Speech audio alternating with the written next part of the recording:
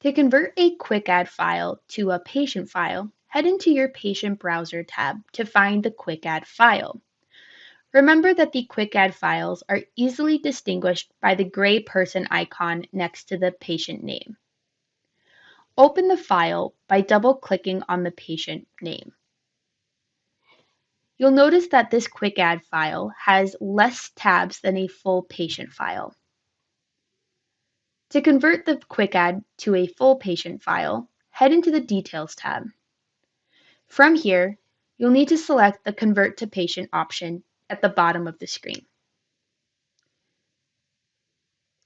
Any information that is needed will be shown in a purple box, and the required information is marked with an asterisk.